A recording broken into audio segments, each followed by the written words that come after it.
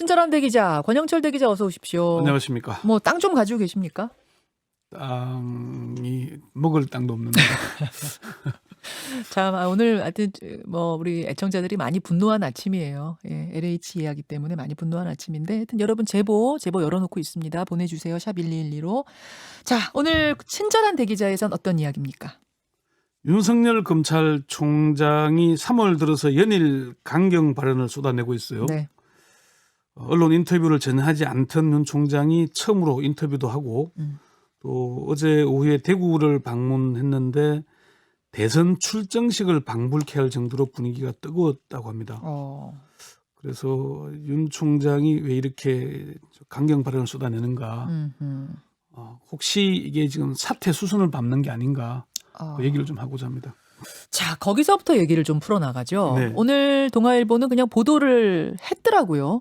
이르면 오늘 윤석열 총장이 사퇴할 것이다. 이렇게 보도를 해버렸다던데 진짜 그럴 가능성이 있는 겁니까? 저도 어제 오후에 윤 총장과 같이 근무하기도 하고 잘 아는 전직 검찰 고위 관계자로부터 그 얘기를 들었어요. 윤 총장 이러면은 내일 사의를 표명할 수도 있다더라. 그게 이제 오늘인 거죠. 4일. 예. 오늘 그렇게 얘기를 들었는데 윤 총장이 이렇게 인터뷰를 하고 안 하던 행동을 하고 있잖아요. 네. 이게 이게 뭔가 검찰을 떠날 준비를 하는 게 아닌가 그런 얘기를 하고 있는 겁니다. 윤 총장이 주변에 내가 총장직을 지키고 있어서 중대범죄수사청을 도입해 국가 형사사법 시스템을 망가뜨리려고 하는 것 같다. 내가 있어서. 내가 그만둬야 멈추는 것 아니겠느냐. 그런 얘기를 하기도 했다 그러고요. 윤 총장과 가까운 중견 법조인들 자고 어제는 제가 검찰 안팎의 얘기를 들어봤는데 다 취재하셨죠? 오늘 중에 사의를 표명할 수도 있다는 얘기 하나 하고 또 한 가지는 대선이 3월 9일이 대선 1년 전이 됩니다. 맞아요. 그 전에 그만둘 거란 그런 얘기들을 들었습니다. 실제로 어제 소문이 법조계에 파다했군요. 그러니까. 뭐 이제 들은 사람들은 많이 들었죠. 예. 그래요. 예. 뭐 알겠습니다. 지금 이제 이러한 상황으로 가고 있는 그렇죠. 건데. 예, 그렇습니다. 3월 사퇴설이 그럼 4월보다는 무게가 실리고 있는 겁니까? 좀 시점을 조금 더 정확히 해보자면. 그러니까 검찰 내부 어제 의견을 들어보니까 한 두 가지 정도 이제 임기를 채우지 않는다는 거는 윤 총장 주변에 가까이 일했던 사람들은 거의 통일된 얘기예요. 7월까지 임기 채우지 않을 거다. 7월 말까지는 안 간다. 시기가 언제냐는 건데 네. 3월 설이 좀 더 유력하고 아니면은 4월 보궐선거 이후에 나가지 않겠냐는 얘기가 있었어요. 왜 4월도 아닌 3월을 얘기합니까? 3월 얘기는 보궐선거가 4월 7일이잖아요. 예. 보궐선거의 정치라는 거는 뭔가 정치적인 명분을 쌓아야 되는 거 아닙니까? 예. 윤 총장이 지금 문재인 정부의 검찰 개혁이 이제 잘못되고 있다는 것만 가지고는 정치적인 이점을 얻기는 쉽지가 않아요. 윤 총장의 지지율이 한때 30% 가까이 올라갔다가 지금은 한 자리로 떨어지기도 하고 이러잖아요. 네네. 그런 이유는 검찰총장이 이제 문재인 정부의 탄압에 맞선다는 이거 하나만 가지고는 정치적으로 이점을 얻기 어렵거든요. 그러니까 반사체로만은 그렇죠. 더 이상 발광체가 반사체밖에 안 되는데 지금 한 달 이제 보궐선거 한 달 앞두고 보궐선거에 지금 여야 박빙 승부 아니겠습니까? 그렇죠. 그럼 여기에서 뭔가에 기여를 해야 된다는 거죠.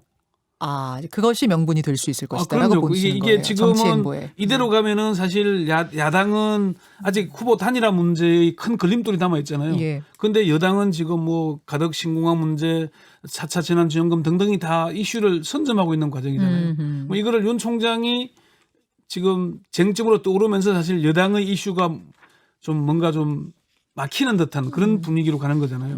윤 총장은 정치적인 기여를 해야 된다. 그래야 후보로 가는 길이 순탄할 거다. 야당에서 정치를 오래 하는 사람들이 쉽게 잘 안 되거든요. 우리 반기문 전 유엔 사무총장도 봤잖아요. 맞아요. 분위기 뜨는 것 같다 갑자기 가라앉지 않습니까? 바로 낙마했죠. 그러니까 그게 본인이 스스로 발광체가 돼야 되는데 예. 그러기 위해서는 정치를 기여해야 되는 것 아니냐 그런 얘기들이 있고요. 그렇다면은 4월보다 보궐선거 전인 3월이 그 타이밍이 되지 않겠느냐는 이제 이런 이야기들이 있다는 겁니다. 예, 그렇게 해야 가능하다는 얘기죠. 본격적인 정치 행보에 그럼 나선다고들 보는 거예요, 주변에선? 윤 총장이 지난 국민일보 인터뷰, 중앙일보 인터뷰에서 나온 내용들 어제 그 대구 검찰청을 방문해서 하는 얘기들을 보면은 예. 정치적인 언어들이 꽤 많아요, 사실은. 그리고 이미 윤 총장의 행동 하나하나는 야당의 유력 대선 주자 후보로 하나를 꼽히고 있기 때문에 네. 본인이 의도하건 하지 않건 정치적인 해석을 낳을 수밖에 없는 그러니까요. 상황입니다. 본인은 그게 전혀 아니에요라고 네. 하더라도 이제는 다 정치적으로 해석을 해버리죠, 사람들이. 그리고 어제 대구검찰청에 시민들이 몰려서 인파가 몰려가지고 윤석열을 연호하는 걸 보면은 네. 저거는 검찰총장에 대한 게 아니라 유력 정치인에 대한 지지. 지지 모임 같았어요. 거기다가 저 권영진 대구시장이 물론 예정된 건 아니라고 합니다만은 네. 나와서 꽃다발을 주고 하는 것도 되게 이채롭잖아요. 그렇죠. 그런 모습들은 윤 총장이 결국 정치 행보에 나선 게 아닌가. 본인이 제가 지난해 국감 때의 발언을 가지고 정치적인 해석을 했지만 그때까지만 해도 정치는 안 한다는 게 주변 측근들 얘기였거든요. 예. 최근의 행보를 두고는 정치적인 결심을 한 것 같다는 그런 얘기들을 많이 하더라고요. 아, 주변 사람들의 그러니까 예. 평이 바뀐 거예요. 인상평이. 그렇습니다. 그런 하하. 얘기들을 합니다. 그럼 여기서 네. 그 어제의 그 현장 뭐 이야기를 좀 들어볼까요? 윤 총장이 어제 대구에서 했던 발언 잠시 한번 들어보시죠. 근데 지금 진행 중인 이 소위 말하는 검수완판이라고 하는 것은 어떤 부패를 완전히 펼치게 하는 이 부패 완판으로서 헌법 정신에 크게 위배되는 것이고 국가와 정부의 헌법상 책임을 저버리는 것이라고 저는 생각합니다. 여기에 와, 이거 무슨 지금 선거운동판에 간 것 같은 느낌인데 말이 안 들릴 정도예요. 완전 대선판 와. 같은 그런 거죠. 아주 그 헌법 정신, 헌법상 책무 그리고 최근에 들어서 국민이라는 말을 많이 쓰거든요. 네네. 이런 것들이 본격적인 정치 행보 아닌가. 그렇게 보는 지금 겁니다. 잘 안 들려서 제가 한 번만 더 윤석열 예. 총장의 말을 전해드리자면 검수완박, 부패완판. 지금 진행 중인 소위 말하는 검수완박이라고 하는 건 어떤 부패를 완전히 끊지 못하는 부패완판으로서 헌법 정신에 크게 위배되는 거고 국가와 정부의 헌법상 책무를 저버리는 것이라고 저는 생각합니다. 검수완박, 부패완판. 예. 원래 완판이라는 거는 뭐 저기 물건 잘 팔릴 때 완판 이러는데 그 완판은 아니죠. 이제 이게 작은 부패 완판이라고 하는 게 검찰의 기능이라는 게 어쨌든 부패 척결, 극악 척결 이 기능이잖아요. 아까 부패 완판이 무슨 뜻이에요? 그러니까 부패가 완전히 판친다? 그렇죠. 그렇죠. 부패를 하는 사람들은 결국 힘 있거나 돈 있거나 뭐 빽 있는 사람들이잖아요. 예. 그 사람들을 제어하지 못하면은 오히려 그 사람들 위주의 오히려 그 뭐 수구화 될 거라는 얘기까지 윤 총장이 얘기를 했어요. 검수완박, 검찰의 수사권을 완전히 박탈하면 부패 완판, 부패가 완전히 판칠 거다. 이게 네. 이제 윤석열 총장 생각입니다. 그리고 이제 윤 총장이 이렇게 나서는 두 번째 이유는 네. 민주당 검찰 개혁 특위가 밀어붙이고 있는 중대범죄수사청 신설 입법이 좀 뜬금없기 때문입니다. 문재인 대통령이 지난해 12월 15일 국무회의에서 공수처법 등의 공포 의결을 앞두고 그 권력기관 개혁의 제도화가 완성되었다고 했거든요. 그 대목 잠시 한번 들어보시죠. 예. 오늘 국무회의를 거쳐 공수처 관련법, 경찰법, 국정원법 등 국회가 진통 끝에 입법한 권력기관 개혁 법률들을 공포하게 됩니다. 한국 민주주의의 오랜 수건이었던 권력기관 개혁의 제도화가 드디어 완성되었습니다. 완성이라고 얘기했고요. 이어서 공수처는 검찰에 대한 민주적 통제 수단이라고 했는데 그 얘기도 잠시 한번 들어보시죠. 한편으로 공수처는 검찰에 대한 민주적 통제 수단으로도 의미가 큽니다.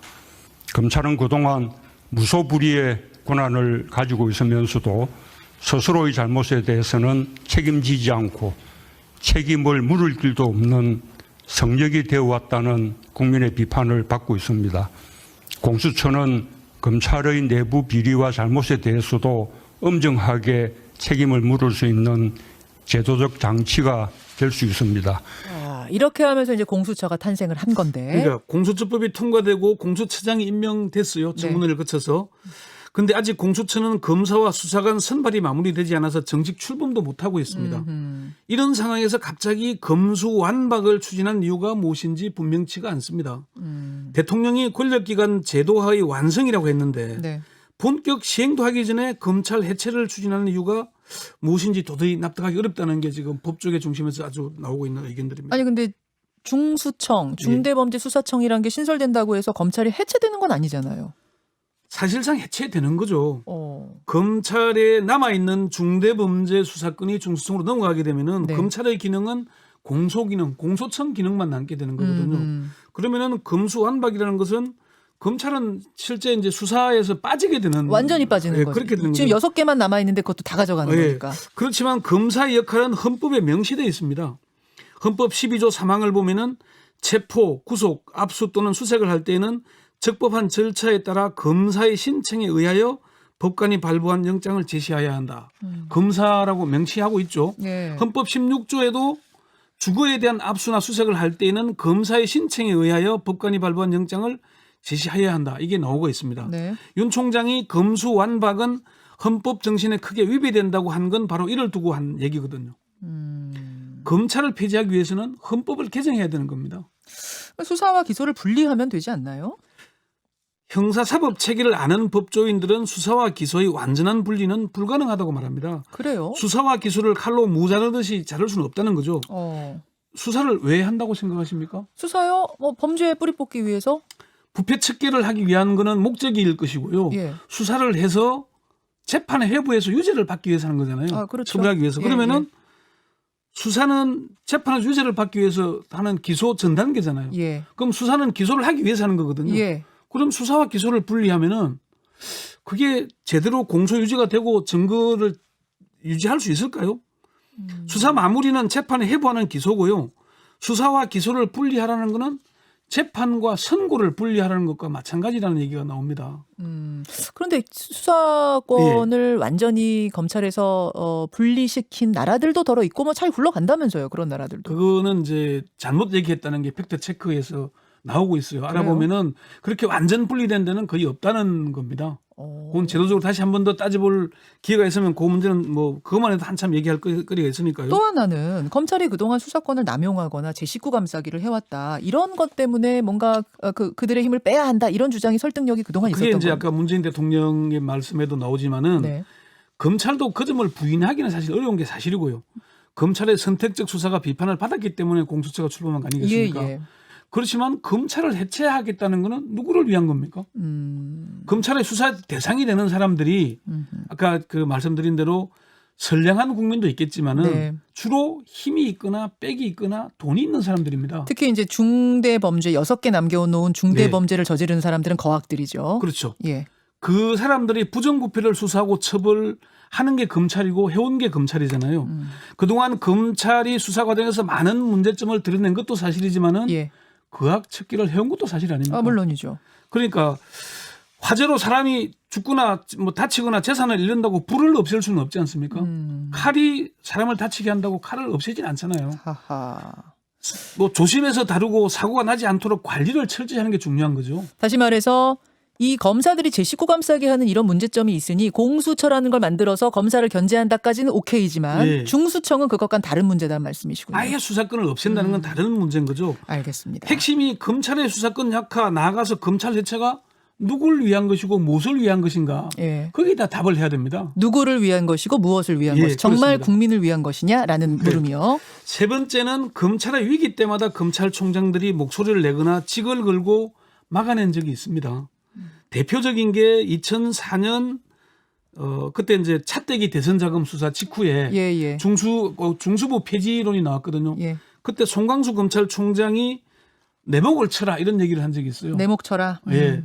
그러면서 결국 중수부 폐지를 막아냈죠. 차떼기 그 대선 자금 수사할 때 예. 예, 한나라당. 예, 그때 그런 적이 있고요. 그리고 김종빈 전 총장은 헌정일의 첫 수사권 지휘 활동에 반발해서 취임 6개월 만에 사표를 내고 나간 적도 있고요. 네네. 그리고 이명박 정부 시절에는 김준규 검찰총장과 한상대 검찰총장이 뭐 검경 수사권 조정에 반발하고 또 중수부 폐지에 반발해서 사표를 던졌습니다. 물론 네. 두 사람은 후배들에게 떠밀려서 나가긴 했지만은 이런 중대한 일이 있을 때마다 전직 검찰총장들이 직을 걸거나 한 적이 있어요. 그래서 나갈 것이다라고 보는 세 번째 이유가 그거란 말씀이시고. 예, 사실 윤 총장으로서는 퇴로가 없기도 해요. 지금 본인이 버티고 있으면은 마지막 검찰총장이라는 불명예를 안게 되지 않습니까? 이런 상황에서 본인이 가만히 입 닫고 있을 수는 없는 거 아니겠냐. 그런 얘기들이 나오기도 합니다. 알겠습니다. 뭐 더 이야기 더 덧붙일 것이 있나요? 공수처가 25년 만에 출범했다 그랬잖아요. 네. 근데 검찰에서 수사권을 완전히 빼는 걸 이렇게 졸속적으로 해야 될 이유는 하나도 없는 것 같거든요. 국민적인 공감을 충분히 얻어야 됩니다. 하더라도 속도 조절론입니까? 뭐 국민들이 충분히 이해하도록 해야 된다는 거죠. 알겠습니다. 뭐 지금 이제 청와대에서는 속도 조절을 주문하고 있고 여당에서는 뭐 여당의 이제 강경파라고 불리는 예. 그 의원들 중심으로는 계속 더 빠르게 가야 한다라는 것이 부딪히고 있지 않느냐 지금 이런 이야기도 나오곤 있습니다만. 그런 얘기들까지도 많이 나오기도 하고요. 사실은 윤 총장이 나서는 게 어떻게 보면은 더 불리할 수도 있어요. 여당 강경파에 명분을 준다는 그런 얘기도 있긴 하거든요. 그렇지만 이걸 조금 더 우리가 국민들한테 좀 더 설득하고 설명하지 않는다면은 이건 좀 무리하다 이렇게 봅니다. 여기까지 수고하셨습니다. 네. 권영철 대기자였습니다. 김현정의 뉴스쇼는 청취자 여러분의 참여로 이루어집니다. 트위터, 페이스북, 레인보우 게시판, 그리고 단문 50원, 장문 100원의 유료 문자 샵 1212, 우물정 1212 통해 참여하실 수 있습니다. 김현정의 뉴스쇼, 여러분과 함께 만듭니다.